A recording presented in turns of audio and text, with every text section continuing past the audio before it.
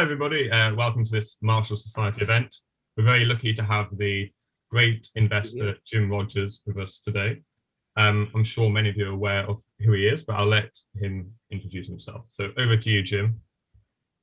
You want me to introduce myself? Well, not much to say. I was once in the Oxford and Cambridge boat race, and we won. Life has been downhill ever since.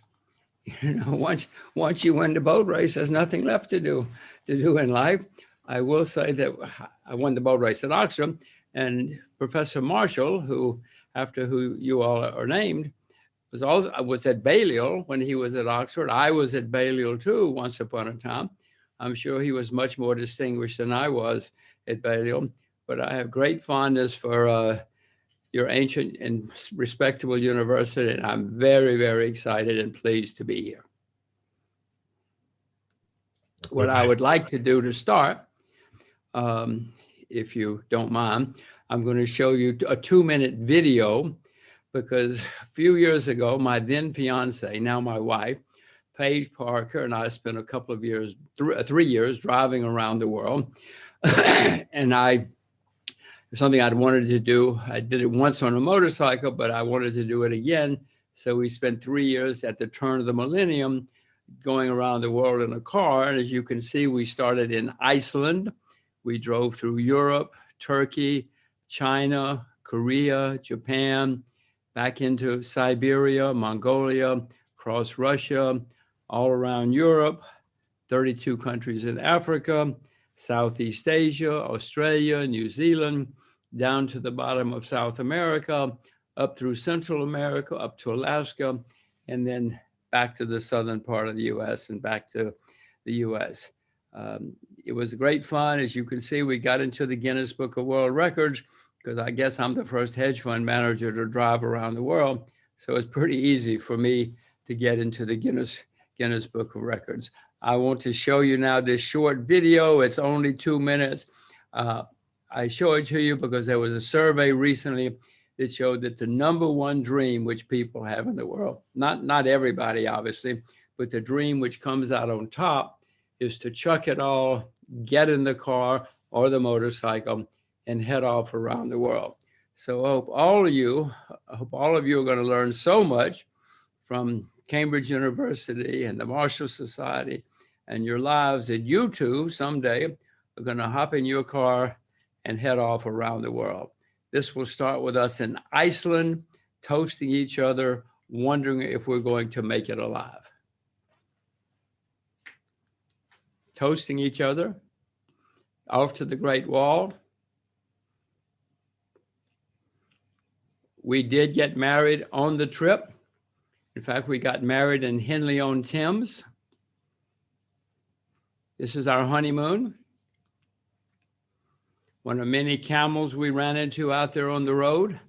One of many war zones. We went through 15 war zones. They were not very friendly at first, but if you look in the upper right-hand corner, you'll see a familiar face. One of many markets we visited.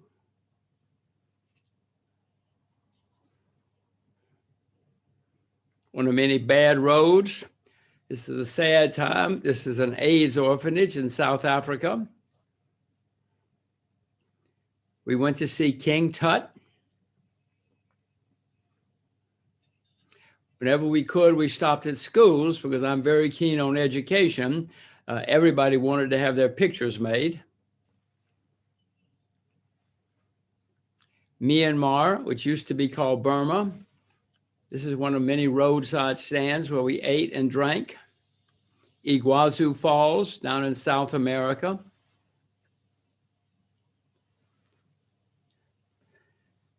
This is the bane of my existence. This is bureaucracy, red tape, regulations. This, on the other hand, is the black market. This is a much higher class of people. And when we got back to the US, we kept going. We headed up to Alaska in the dead of winter. And when we got back to New York, our first stop was the World Trade Center. That had blown up while we were gone.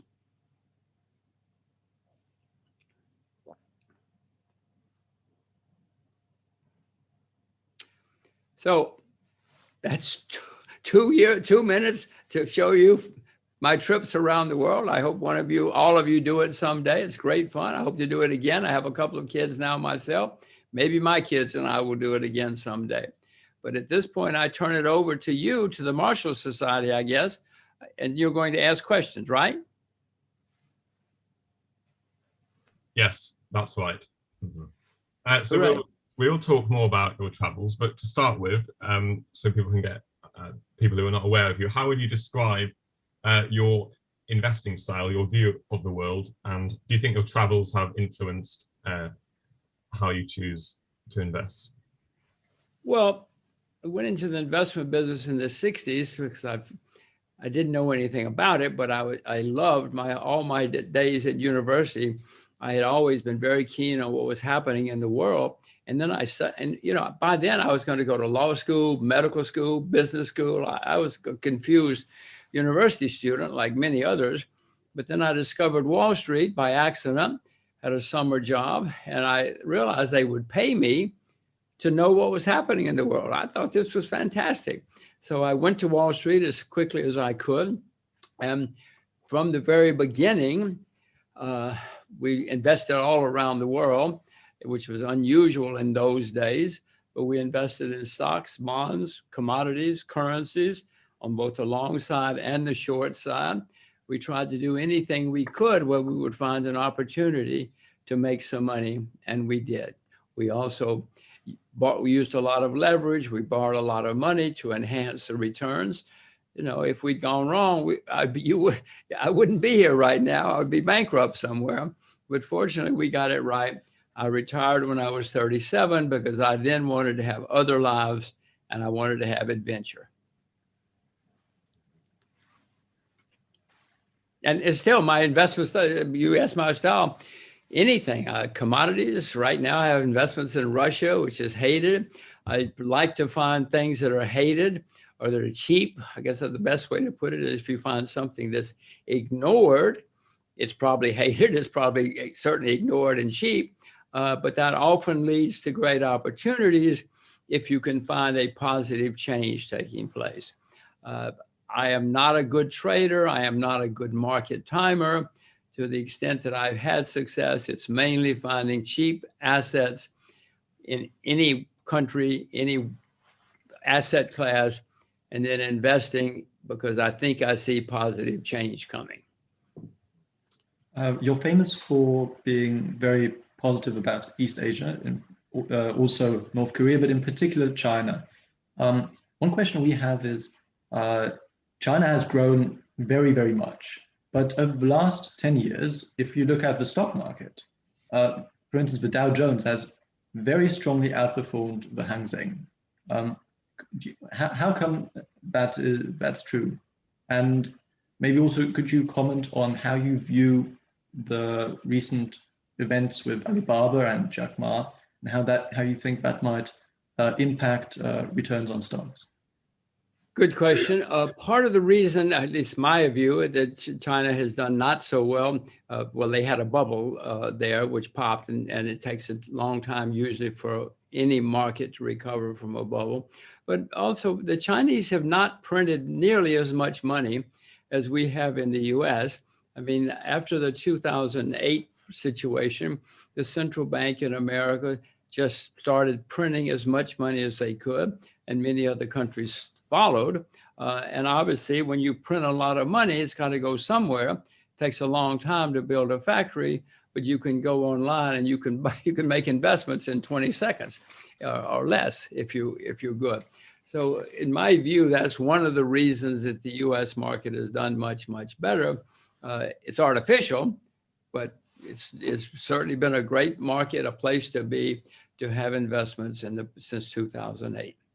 And certainly in 2020 and 21 as well. And again, if you look at the comparisons, they still have interest rates in China. I mean, they still have real interest rates. Yes, they spent a lot of money, but nothing like in the US where we went gigantic debts. And yes, they printed money, but nothing like in the United States, Japan, and other countries, or even the UK. So I suspect and of course, the Chinese market is not as developed. Fewer than 10% of Chinese have investment accounts, whereas over 50% of Americans have investment accounts. So there's a lot more activity, potential activity in the US. Now that will change, of course. And once all the Chinese are investing, then who knows how high. Their bubbles will be gigantic bubbles when they have them. Okay, thank you. With respect to, I mean, you mentioned, I guess, asset price inflation. What has struck me always is that money printing by the Fed and also in Europe has never really materialized, has not yet materialized really in consumer price inflation. Do you have any views on that, how that might change in the next years, in the next decade? I heard everything except the noun. What might change? Asset price inflation has been the case, you argue, and now will there be consumer price inflation too? Well, throughout history, when there's been gigantic amounts of money printing, it eventually has led into inflation. Maybe it's not going to happen anymore. The Secretary of the Treasury in the US says, oh, don't worry, we have all the money problems and economic problems figured out. We'll never have another economic problem. You know, she went to a couple of fancy Ivy League universities, so maybe she knows what she's talking about. I would submit to you she has no clue that the world has always had financial problems and economic problems. We will have them again, and we will also have inflation again. In the past few years, as you know, the price of oil collapsed for a variety of reasons. Now, since oil is the single largest factor in prices, everything is made with oil, transported with oil, electricity, et cetera, et cetera. Since the price of oil collapsed for its own reasons, that is one reason inflation has not been so rampant. And of course, governments lie about inflation. Government's been lying about inflation for a long time. If you go to the shop, you probably know there's inflation. Now, if you're in a Marshall Society, maybe your butler does your shopping. You don't ever go to the shop. But for those of us who shop or go to restaurants, we know prices are going up. Ask your butler or ask your scout. Do you have scouts at Cambridge? When I was at Oxford, we had a scout. Do you have scouts? Do you know what a scout is? They might be called differently, but I doubt we have them. What does a scout do? Well, a scout came around. It was remarkable. A scout came around every morning, cleaned up my room, made my bed, made sure if I drunk too much that I was up. I went and made it to class. He was a wonderful old guy, very polite, respectable. I wonder if they still have scouts. It's probably much too genteel, much too British. But we had scouts still when I was at Balliol.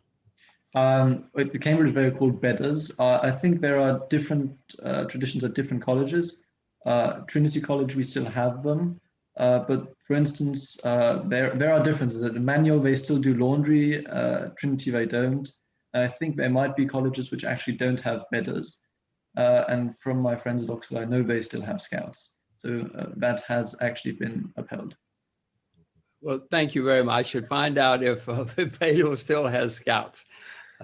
You've raised a very good question for me. And I forgot, you're right. They were called bedders at Cambridge. You're known for investing in unusual assets, particularly commodities, when many investors avoid commodities. What are your thoughts on Bitcoin? Do you think Bitcoin is a viable investment opportunity? Well, a lot of people I know have made a lot of money in cryptocurrencies. I would also point out to you that there were hundreds.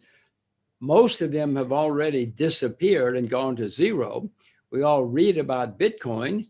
We don't read about all the ones that disappeared and went to zero. Now, I have never bought nor sold any cryptocurrencies, so who knows if I have a clue. As long as these are trading vehicles and people want to trade them, they may last forever. I doubt if they'll last forever, but as long as they're viable as trading vehicles, why not? My view, longer term, is that if they become viable as money, in theory, this is a new currency, new money. My theory is if that happens and they become successful, governments will outlaw them because governments do not want to lose their monopoly. Governments do not want to lose control. And every government in the world is working on computer money. In China, you can't even take a taxi with money. You have to have your phone money.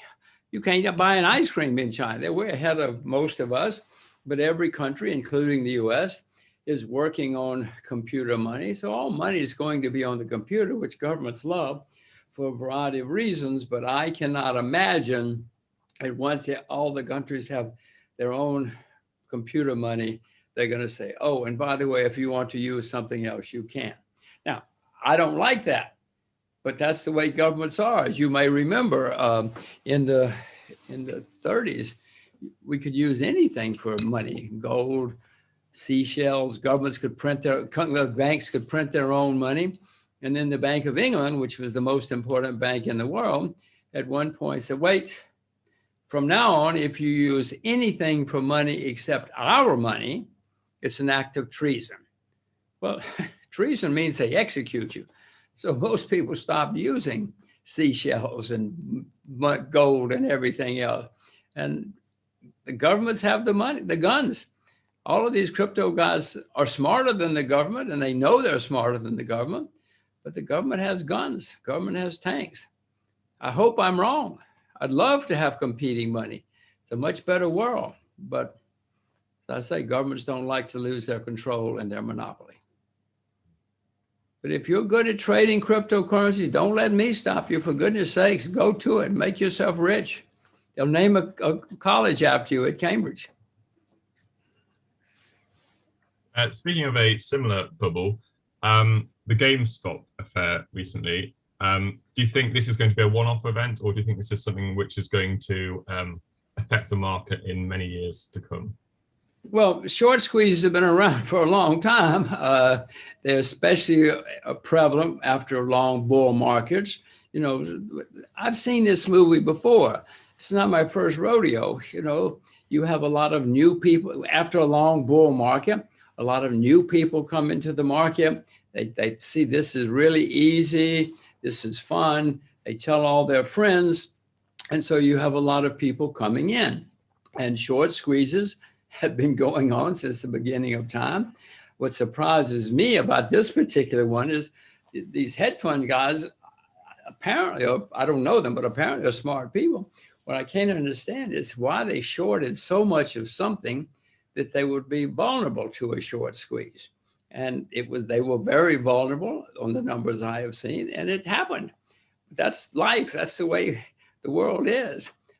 Short squeezes, though, usually have a way of self-correcting. First of all, the stock, whatever's being squeezed goes up too much, and there's nobody left to buy it.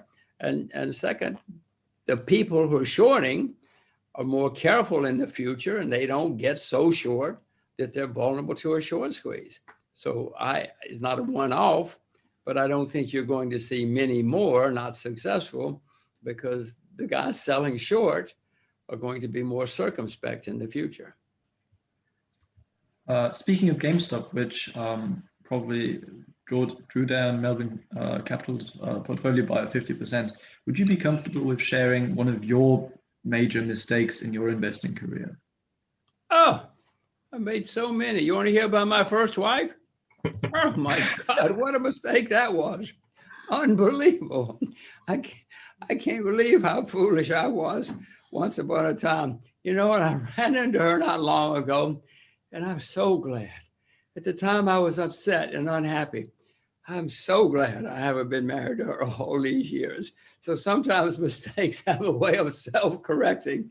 And in this case, mine did self-correct. Let's see, I made plenty of them. But early in my career, I came to the conclusion that markets were going to collapse. I put all of my money into puts. Puts are options that you can make money if things go down. And within 5 months, I had tripled my money. Everybody around me was going broke. I said, this is so easy. I'm going to be rich. I'm going to be the rich next Marshall. You know, I'm going to be rich next Keynes. All those Cambridge guys that did well. Well, and on the day, the exact day, I reversed my position, waited for the market to rally, and then I sold short with everything I had. And 2 months after that, I'd lost everything, not a penny left. You know, the market taught me how little I knew. The market, yeah, I was smart. All the stocks I shorted eventually went bankrupt. But so what? I lost everything first because I didn't know much about markets. I didn't know enough to have reserves. There's a lot I didn't know. So that was my first great mistake where I lost everything. I can give you other mistakes, there are plenty, but that was the best one. And I tell, whenever I speak at universities now, I explain to people, nothing wrong with making mistakes, but make them early. It's better to lose everything when you're 25 than when you're 55. You've also, of course, made some very good decisions. You've spotted quite a lot of the financial crises and shorted them successfully. How do you feel about the US economy at the moment? Do you think the US economy is going to, well, it has been in a recession, of course, but do you think the markets are going to be able to sustain their level at the moment? Obviously, you're pessimistic about US fundamentals, but do you think the markets can sustain the level they are at the moment? Well, you ask about the US, but it's happening in other countries too. The US is printing staggering amounts of money. If we were here a year ago, the US was the largest debtor nation in the history of the world. But in that last year, the US has printed and borrowed gigantic amounts of money. So the country that was already the largest debtor nation in history has gone over the moon. But others too, the Japanese, oh my gosh, the Japanese, you know, the head of the Bank of Japan goes to work every day, goes early because he's a good bureaucrat, and Japanese bureaucrat, and he says, I am going to print unlimited, that's his word, unlimited amounts of money. And he buys shares and ETFs and bonds. So this is going on all over the world, but especially in the US. And the US, you know, the US is both printing a lot, investing a lot, and borrowing and spending more too. I see a bubble. I see bubbles developing in the world markets and the world economy, but I don't see a full-fledged bubble yet. There are lots of stocks in the US, for instance, that are still down. All over the world, there are stocks that are still down. Samsung goes up every day. Tencent goes up every day. Apple goes up every day. But there's still a lot of stocks that don't go up every day. So your question is, not specifically, but how long will this last? I don't see it ending yet because it's not out of control yet, but I'm starting to see the signs. I talked to you about the short squeezes and the people all rushing around squeezing shorts. Those things happen at the end of bull markets. SPACs, I'm sure you've read about SPACs, these special investment vehicles. Those come around usually at the end of bull markets. They've been around for a few hundred years. They're very popular at the moment. All of these things have happened before, and they're happening again, but I don't see the end yet. But again, I hasten to tell you, my market timing is hopeless, but I am not short. I am not selling short at the moment. What do you think I know you're a believer in creative destruction. What do you think the government should have been doing during the COVID-19 pandemic? Because it's not really an economic crisis, it's more of a health crisis. So should we have allowed companies to fail in this case? Well, on the economic level, yes. My view is that if you prop up failure, in the end, you have more problems than you did. The way the system is supposed to work, when people get into trouble, competent people come, they take over the assets, they reorganize the assets, and you start over from a sounder base. That's the way the world's been working for hundreds of years. Unfortunately, not everybody does that anymore. The Japanese, for instance, in the early 90s said, no, we will not let anybody fail. And as you probably well know, the Japanese have had 3 lost decades. The Japanese stock market was down over 50% as recently as last year, from where it was 30 years ago. I mean, it didn't work. In contrast, in the early 90s, the Scandinavians said, okay, we'll let people fail. They had big failures. They had special banks, et cetera, to deal with the failures. And they boomed. They boomed after 2 or 3 bad years. I can give you other examples, but my view is you let nature take its course, you let the system clean itself out, and then you can start again from a sounder base. So the idea of propping everybody up is not the best way, at least in my view. I will know in 3 or 4 years who was right, but I would not have gone around propping everybody up, giving away handouts, et cetera. Of course, we all want a free lunch, but in the long run, you know, it's good to be old now in the UK and the US because we're getting the benefits of all of this. But I have 2 teenage children. Oh my gosh, being young in America is not good. Not in 2022, 2023, because the debts that my children and that you are inheriting are staggering. And throughout history, that has led to worse problems. So I guess I can see that there's no way that you can get old quickly, but if there is, my suggestion to you is, other than go to Oxford, my suggestion to you is get old as fast as you can. Wow. One thing that's kind of also on my mind is China also has a lot of state companies, and many of them are not as productive as the private sector. And a lot of them have a lot of debt, just as probably Japanese companies you just outlined. Do you reckon China will let these companies go bankrupt in the case of default or prop them up? Extremely good question. Now, Beijing has said several times in the last couple of years that we will not bail people out, that if they get in trouble, we're not going to save you. It's too bad. Now, they don't know what they're talking about. They haven't had this problem in decades because, you know the history of China. But they have said it, and they say they mean it. I have noticed that there have been companies going bankrupt, which they say they're going to continue to do. The question, of course, is if it really, really gets deeply out of hand, what will happen? And they don't know because they've never had the experience. It's been decades since the Chinese had bailouts, et cetera. My view, I know from experience that they say it, they think they mean it. I hope they mean it. And I hope that it will be good for China, it'll be good for the world. I do know that they have spent money, yes, but nothing like the Japanese or the US or other countries. I do know they have printed money, but nothing like the Japanese or the US or other places. So far they've been good capitalists, whereas the rest of us have been bailing people out. You're very free market. And if we look at China, obviously China has become more liberal, and yet there's a lot of things happening in China that are not the free market operating, but the state. For instance, infrastructure. Is that a testament to free markets, or is it a testament also to state capacity? Well, that's a very good question. You should go there. Maybe you could run the Chinese government.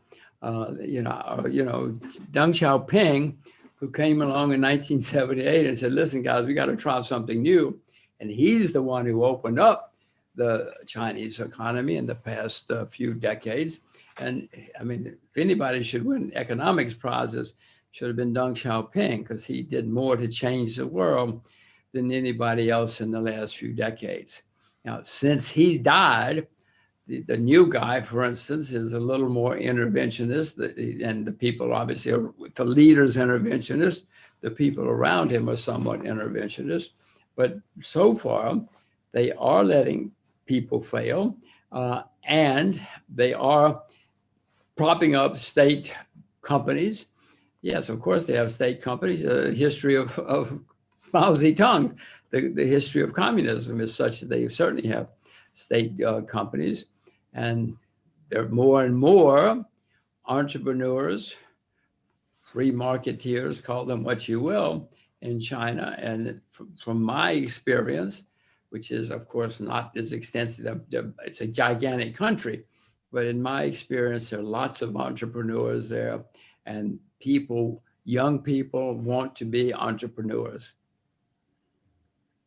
Do you think they can? Do you think they can simultaneously have a free economic system and a free political system, or do you think there's going to be increasing pressure for democracy in China as they develop a middle class? Well, that has been everybody's theory since Deng Xiaoping, that as they become more prosperous, they will become more democratic. And it's certainly been happening. The first time I went to China, there was one newspaper, one TV, everybody dressed the same, etc. But now, because of the internet, there are many, many sources of news and outlets, and there are many, many different people, and they have demonstrations. Oh my gosh, there are thousands of demonstrations in China every year now, which of course was unheard of under Mao Zedong and even after Mao Zedong. So they have certainly been opening up. They have to. The Chinese have traveled. The Chinese have the internet. They have movies, TV. So they see what's happening, and we can't lie to them anymore. You still can control them, and they are. So my answer to you is it has been and is opening. The current crowd is more closing, more controlling. We will see. I mean, Plato, as you probably know, said the way societies develop is they go from dictatorship to oligarchy to democracy to chaos, back to dictatorship, oligarchy, democracy, and chaos. And Plato was a smart guy. He'd seen it before. And that may be, the Asians say that is the Asian way. I don't think they read Plato, but that's what many Asian countries have done. Korea, Formosa, or Taiwan, Singapore, they were all strict one-party governments, strong leaders, and they've all become much more open and much more democratic. China too, but we will see. Do you think part of China's success comes from the fact that they've not opened to democracy like the US has, which has maybe led to more short-term economic thinking? Do you think they can take a longer-term view, and that's been helpful for their economy? Well, that has certainly been part of it. The times I've traveled across China, I've been stunned. If they want to build a new highway, they just knock down the buildings and build it. In England or America, that takes years, months, days to get started even. So yes, the authoritarian regime has helped them in many ways, which we could certainly not do in the US or you in the UK. And that has been part of their success so far. If you have enlightened dictators, I mean, you read about the Enlightenment, I'm sure, all of those monarchs supposedly were enlightened and did good things. I live in Singapore. Lee Kuan Yew, who was a Cambridge graduate, and his son's a Cambridge graduate. They have done smart and good things for Singapore. They have been not open, free democracies like the Netherlands or something, but they've certainly they have been enlightened leaders, let's call it that way, and did good. But listen, most of these guys are not. Mobutu in the Congo was a strong guy, and he ruined the country. He ruined the country. So just because you give somebody control, they may say good things, but most of them don't know what they're talking about. Deng Xiaoping did. Lee Kuan Yew did. Some get it right. We've had some comments from our audience. Do you see a drastic change in the industrial structure in the post-pandemic economy? So I suppose link that to another question. Do you think we'll embrace this online world after COVID-19? Will we still be doing online meetings, and will that change? Well, whenever there's a crisis, things that have been in motion usually get accelerated. We're all having this conference over the internet, Zoom or something. You know, well, Zoom was around, but this is all accelerated in the past couple of years. We've been forced to. Education. I have a daughter who's at boarding school in the UK. Well, she's home, but she's having her classes over the internet. Both of my children have classes over the internet. This could have been done 5 years ago, but it was rare. Now it's been forced to. Likewise, healthcare. I mean, we could have visited our doctor over the internet, but few did. But now a lot more of that is happening. Home delivery, it's been around for a while, but now it's accelerating and there are big companies developing. All of these things are being accelerated by the fact that of necessity, we're being forced to give a lot of these new companies, new ideas, credit and credibility and momentum. So yeah, everything we know is always changing, but especially what you just mentioned, some of the things we just mentioned. I know you wrote in Street Smarts quite a few years ago that you thought that online teaching could be more significant in the university sector. Do you think that's going to happen?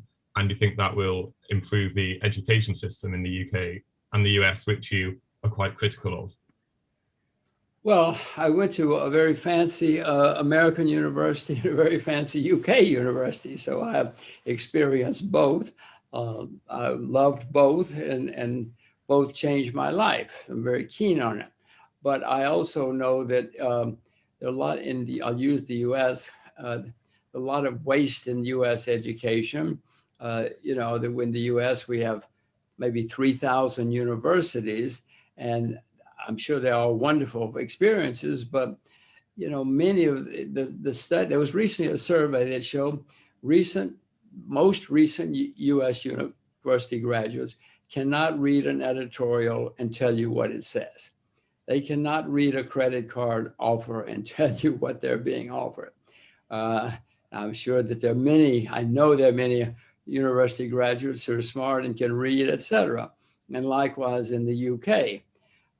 But there's a lot of waste, at least in US education, whether, you know, in the US we have thousands of Spanish professors, for instance, they teach Spanish. You don't really need thousands of Spanish professors, especially giving them tenure, which means they can never be fired, because Spanish can certainly be, or I'm just using that as an example, a language can certainly be taught over the internet if you have good teachers. And I would imagine that in the future, you're going to gather the best 50 Spanish teachers, and most education will be over the internet. Yes, there'll be people on the ground, and yes, there will be universities. I mean, there's this great infrastructure. I don't know if you've ever been to Princeton University. It's got fantastic infrastructure. It's a great place for 19-year-old kids to go and gather and play sports and dance and drink beer and learn. But the learning is probably going to be much more on the internet in the future than it is now. And I certainly hope, for the sake of all of us, that we don't have thousands of Spanish professors, when it'd be much more efficient and better to do it over the internet. And I don't speak Spanish. I'm just using that as an example.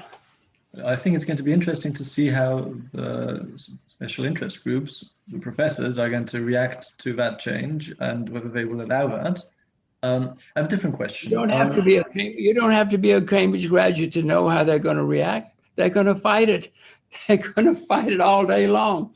And they're going to tell you why it's a bad idea and why they should not lose their jobs and not lose their tenure. No, don't. It's not just professors, it's everybody. Everybody looks out for their own self-interest. One thing I'd like to know is, you've moved to Singapore, I understand, and your children and your wife with you. And as young people, I'd like to know what do you advise us to do? Like I've read your children have learned Mandarin. Should we? And you tell many people to go into agriculture and mining. So I'd like to first understand: should we aspire to get more experience outside of Europe? And is this specific to Asia or any ex-European experience? Is that equivalent? And also, then the all-important question: why agriculture? Why mining? Well, that's insightful. I see you've done your homework. You're a good Cambridge student, a good Marshallin. Well done, well done. You should tell your professor to raise your marks. I learned 30 years ago that China was going to be the next great country in the world. And I said to everybody, you should teach your children and grandchildren Mandarin. Then I had one. Oh my God, now what do I do? So it was clear to me that if I were really serious, I was teaching her, she was learning, we had a Chinese governess in New York, but it was obvious to me soon that if I was serious, I was gonna have to put her in an environment where she had to speak Mandarin. So we moved to Singapore. In Singapore, they speak English and Mandarin. I don't speak any Mandarin. And China then and now is very polluted. Singapore is not polluted, and Singapore works. So we moved to Singapore so that my children would know Asia, which in their lifetimes is going to be the most important. And so they would speak Mandarin. That part of it has already come true. You know what's happened, the rise of China in the past 17 years when she was, the first one was born. So it's happening, and it's going to continue to happen. There will be problems in China. Don't think there won't be. America became the most successful country in the 20th century. But along the way, we had a horrible civil war. We had bankruptcies. We had massacres in the streets. You could buy and sell. You can still buy and sell congressmen in America. But in the 19th century, they were very cheap. You could buy a lot of them for the price it costs you now. So China's going to have problems, but I see what's happening, and I suspect that's going to continue to happen. China is the only country in world history that's had recurring periods of greatness. Rome was great once. Egypt was great once. Great Britain was great once, and still is. Not as great as it used to be. But China's been great 3 or 4 times. For whatever reason, they get on top, they have a disaster and a collapse, but after a few decades or centuries, they've risen again, and it's happening again. So that's why I'm here. That's why I came to Asia, and that's why my children are in Asia and speak fluent Mandarin. I imagine that will continue. To me, it's very important that everybody get exposure to other countries. You ask what students should do. I have given some money to education, and I've left in my will that it's grants for students to leave their own country. Whatever their country is, they have to leave for a couple of years, because that is for me, that was a great, great education. Going to Balliol for me was a fabulous education. I couldn't believe how different everything was. And that taught me more than just about anything. So everybody should spend at least a year or 2 or 3 outside their own country, if they can. It's a good way to understand the world and to learn about yourself. And I certainly urge everybody to learn more than one language. It is important now. It's going to continue to be important in the future. Yes, we can get things translated and interpreted on the internet now.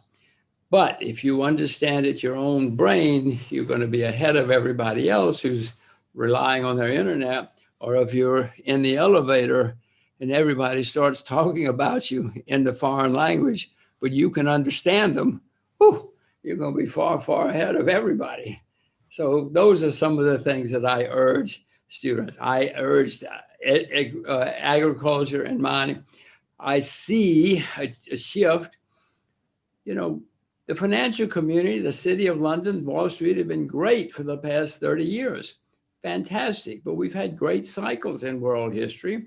Been times when the farmers and the producers of real goods have been on top, and other times when the financial types have been on top. Well, the financial types have been on top for a long time. And in my view, I can give you the reasons if you want, but that's coming to an end. And more success will go to the people who produce real goods. You know, agriculture has been a disaster. More people in the US study public relations than study agriculture. The highest rate of suicide in the UK, according to BBC, is agriculture. It's been a terrible place to be. Well, I'm not very smart. I like to go places where there's not any competition. I'll do much better. When I was at Oxford, my professors used to say, why are you so interested in the stock market? It's a backwater. The City of London is a waste. Wall Street's a waste. And they were right. They were right. Fortunately, I didn't know. I was not smart enough to know they were right. And I loved it. So I went to Wall Street anyway. So, but I see big shifts taking place again. Now, none of this happens overnight in a year or a quarter or, you know, a decade. These things take time, but I think I see those shifts taking place again. Could it just be that in the US, there's just a comparative advantage in services, and say countries in Africa have the comparative advantage in agriculture, and therefore you specialize in one and as a country? Is that a reason for why you have so many? Could that be a reason for why you have so many people in the US studying public relations instead of agriculture? Are you still there? If I lost you? Yes. Yeah, we can hear you. Okay, hooray. I cannot see you, but I can hear you, which is good. Can you see me? Yes. Yes. Oh, good. Well, all of these things are big historic shifts. And I've studied enough history to know we usually don't see what's going on around us when it's going on around us.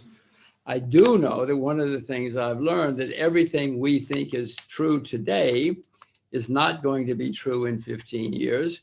You pick any year in history, 1900, everything that people knew in 1900 was wrong in 1915. Everything in 1930 that people knew was wrong in 1945. I mean, I can go on and on and on. So I'm just telling you that the world has always changed. Studying history will teach you that, if nothing else, and it's very important to know it. And what's more important is to figure out, okay, I know things are going to be different in 1936. How are they going to be different? And then you will be much more successful and happier. I would suspect that the producers of real goods are going to be more successful than the hotshots on Wall Street and in the City of London. We've had a question which I think you've already answered about budget deficits in the West, but what do you think about the debt in China? That's been a concern which I've seen raised recently, the corporate debt and the local government debt. Because although central government debt is quite low, a lot of debt is transferred onto local governments and state-owned. Well, you know, in 2008, the world collapsed, mainly in the West. China had a lot of money saved for a rainy day, and they started spending it and helped save the world. But now even China has a lot of debt. I mean, China didn't have any debt 30 years ago. Nobody lent money to the communists. Nobody would lend money to Red China, for goodness sakes. They'd rather lend it to England or America or Italy, you know. So China came out of all this with less debt, but now, of course, they're building up debt. And there are companies in trouble. There are provinces that have a lot of debt. And so they have learned about debt, and it's not what it was 20 years ago or 30 years ago, but they are more under control. You asked about Jack Ma before and Ant. I have seen that when I go to China, there are all these new companies and all these young people in offices on their computers selling loans and getting loans. They call you up and say, you need money. Okay, we'll lend you the money. And then they call up somebody and say, we have a guy who needs a loan. Will you lend it? and they put them together, and it's gigantic, totally out of control. And my assessment, I hope I'm right, is somebody in Beijing finally realized, oh my God, this is going to be a disaster. I've seen disasters building before, and you know, gigantic amounts of unregulated, unsophisticated borrowing and lending. It has to be a disaster. And I think that, but now this is my assessment. Nobody's told me this, but that Beijing has figured it out. As you know, Ant was one of the leaders in this whole thing. And so Beijing started cutting back, and you have to start with the top, and Ant was the place to start. They seem to be doing more and more of it. I hope they are, because it was a disaster waiting to happen. I assure you, I don't think I've ever seen anything so out of control on such a big financial scale is what those guys were doing in those offices in China. But the answer to that, to answer your question, yes, China has a lot of debt now. They know they do. Beijing is trying to cut it back. Beijing has said they'll let people fail. I hope they will. We will find out. You know, they don't have much experience at being capitalist. So once upon a time, there have been times in history when the Chinese were great capitalists. Well, that's a long time ago. They don't have experience now. I'd like to return for a bit to you moving to China. To Singapore. To what extent do you feel that your children, as an ethnic minority, how's that affecting them being in the minority? And to what extent do you feel that you yourself, I mean, obviously you have a huge network in the US, I guess. To what extent is that still intact in Singapore? And what is the value of it? Or is there something you lost in that respect? Well, I've always been something of a loner, so I don't have this huge network that you discuss. I mean, I know people, but not help but know people. But being away for 17, whatever it is, 15 years, obviously there are people that I don't know anymore. As far as my daughters, and that's a better question, a more important question, we didn't go to international schools. We went to local schools, government schools. My daughters were the only blue-eyed kids, only blue-eyed blondes in the schools. And that at first, I didn't know. The first day of school, all these kids came running over to my daughter and said, "What's wrong with your eyes? She's got blue eyes." They'd never seen blue eyes before. Now, if you were 4 years old in Singapore, you never seen blue eyes either. And they're still the only kids with blue eyes through the whole system, but they both thrived. In their primary school, one became one of the top prefects. They both became among the top prefects in the school. They both had good marks, massive amount of homework, advanced education here, much better than American education. Now, it was overwhelming, but they both thrived. If they hadn't, I would have pulled them out. But they both thrived with all the homework. They kept up. They got good marks, et cetera, et cetera.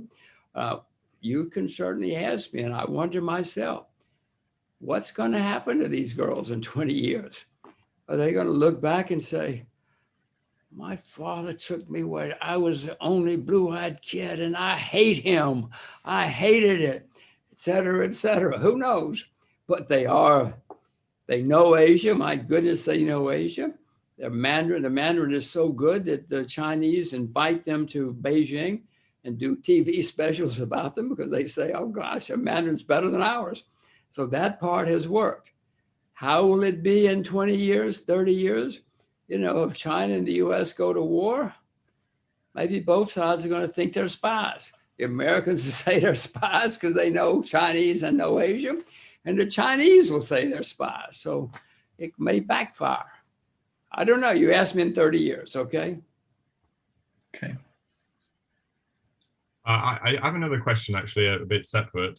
You talk in your Street Smarts, I think, about Myanmar and how you think it's going to be a great success. What do you think about the recent coup in Myanmar? How do you think that is going to affect the country?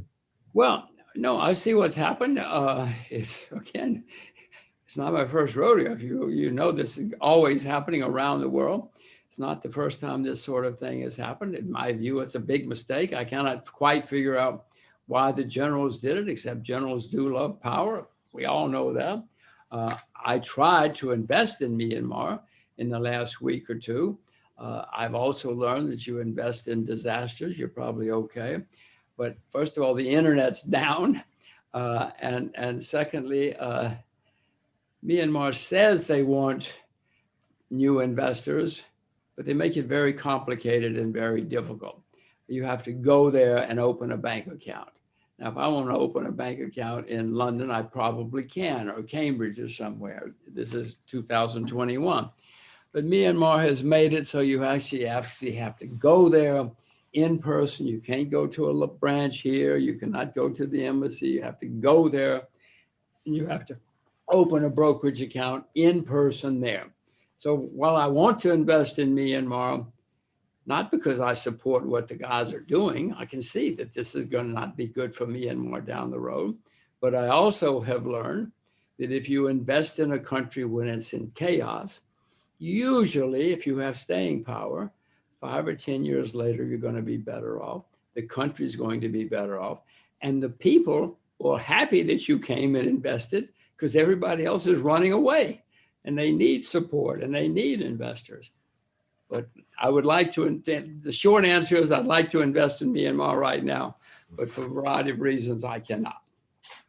And I do suspect, 1962, Burma was the richest country in Asia. They closed off, and then 50 years later, Myanmar was the poorest country in Asia. But so they've got what it takes. They've got the brains, the genes, the drive, the resources. They can be successful again.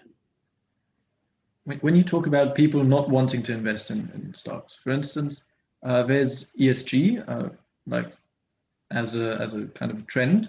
Does this fall into the category of catastrophe when you invest into, say, tobacco or weapons manufacturers, big oil? Is that a place that has been, say, pushed down because people don't want to invest in it? And therefore, is it maybe undervalued? Are you speaking specifically about Myanmar or all? No, this is about a company like Philip Morris, for instance, or. Well, I don't think I've ever invested in tobacco companies. Not for any, and I don't smoke, but it's mainly because I've never, for whatever reason, never found a reason to invest in tobacco companies. There's certainly people who made a lot of money investing in that sort of thing. I am not one of them. I have investments in Chinese wine companies right now. I do drink wine. I don't smoke. I do drink wine. I'm not quite sure. Oil companies I have invested in, and I will in the future, I'm sure. My answers to you are not, I don't invest, tobacco is not because of any moral reasons, it's just because I haven't found any reasons to invest in, as long as it's something that's legal. I mean, I have investments in marijuana companies. I don't smoke marijuana, but I have investments there because it's legal in many places. In Singapore, if you can spell marijuana, they put you in jail. But in the U.S., Canada, or other places, marijuana is becoming legal in more and more places. So as long as it's legal and I can find a reason to invest, I will, such as Myanmar, although it's difficult right now for me to invest in Myanmar. Okay, thank you. Unless Kaya-san has another question, we're approaching our time, so I might do one final question, if that's all right. So if your prediction comes true, which it seems like the trend is in the right direction, that China is going to overtake the US as the next empire, what can we learn from history and what do you expect the US's reaction will be to this? Do you think they'll accept that, or do you think they'll come crashing down in flames? There'll maybe be a conflict of some sort. Well, I'm not the first to have read history and to know that frequently in history, when you have a dominant power, especially one that's stagnating or in decline, and you have a rising power, they often clash, not always, and they don't have to, but that has often been the result.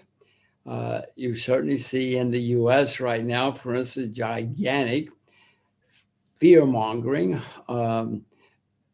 Whenever there have been problems in history, politicians always blame the foreigners, not just America, everywhere in the world. It's easier to blame foreigners, different skin, different eyes, different language, different food, different dress, different religion, different everything. So it's very, very easy to blame all the problems on foreigners. And that often leads to wars, especially, as I said before, when you have a declining nation and a rising nation. It's not good. It doesn't have to happen, but it often does. And that is what it seems to be happening in the US at the moment. And we have a new president and things are calming down. And I hope that somebody in Mr. Biden's group will say, in the past couple of years, if you see what's happening, the Asians have just kept moving along. Trump pulled out of the Trans-Pacific Partnership, the TPP. Well, the rest of them, first China said, well, that's too bad. That leaves Asia to us. Now we are in charge in Asia, as Mr. Trump tried to hurt China. He helped China. Most recently, a month ago, 15 Asian nations, including US allies, put together another gigantic free trade organization without the US. So the Asians are moving on. They're not sitting around waiting and saying, okay, we hate you, we hate you, we hate you, or you're evil people. And I hope somebody in Washington understands that. The fear, the risk, of course, is that 5 years from now, Asia continues to get more and more prosperous under Chinese prosperity. And then the Americans will blame it even more on the evil Asians, the evil Chinese. And that's how you have wars. I mean, wars have never been good for anybody, including the winners. Look at the United Kingdom. You won a couple of great wars. You came out of it bankrupt for winning the wars. The Germans, well, the rest of that story. So wars are not good for anybody and never have been. But it's hard to tell human beings that, because for thousands of years, many people love war. Not me, I'm very anti-war, but many people love it. It inflames passions and emotions. You know the rest of the story. Thank you very much for joining us. I urge you to learn about Asia, because even if Boris Johnson hates the Chinese, China's still rising. And I noticed recently, I think last week, Mr. Johnson said, oh, I'm a big Sinophile. I love the Chinese. So I think somebody must have said to Boris, hey, they spend a lot of money here. They're big customers of ours. They invest a lot of money here. So I hope that's happening in Washington too. I hope, there's no reason for us to be shouting at each other. We could all be prospering together. Now, we can go to war in 20 years, or we can work together. For the past 30 years, America and China worked together and prospered, had great prosperity. It was good for America, it was good for China. We can certainly go the other way, and history would warn us that human emotions are such that we might have problems again. I can tell you about I have still taught my children Mandarin, and I've still taught them about Asia. Mm-hmm. I can tell you about the Cambridge Union recently debated the motion. This house believes that China is more a threat than an opportunity, and there was a large majority of something like 250 against maybe 80 people saying that China was more of an opportunity. So apparently the Cambridge Union sides with you on this matter. And I think we'd like to thank you wholeheartedly for joining us today. It was a very, very nice interview with you, and there were a lot of insights for me here. Thank you very much. Yes. Well, thank you. I will have to say that I am stunned and delighted that a Cambridge education is that good, that the Cambridge Union members have figured out what's really happening in the world. So I'm proud to hear that Cambridge is learning and doing well. And I hope, I hope that Cambridge, Oxford, everybody, Harvard, Yale, everybody says, let's work together and let's not fight. I promise you. Every time I've been around the world, I find people always say, where have you been? I say, well, I was over there. And they say, oh my God, those are dangerous, horrible people. You should be dead. And then they say, where are you going next? I say, oh, we're going there. And, oh my God, you're going to get killed. Those are dangerous, horrible people. But if you go there and you drink beer with them, or you dance, or you eat, you realize they're not dangerous, horrible people. This is a lot of fun. But we're all terrified of each other, and the politicians stir it up to make it worse. So I am extremely proud of the Cambridge University Union, and I drink to Cambridge University, and I hope you lose the next boat race. Well, on that note, thank you very much. It's been a great shame it couldn't happen in person, but thank you very much. Thank you. It was fun. Bye-bye. Goodbye.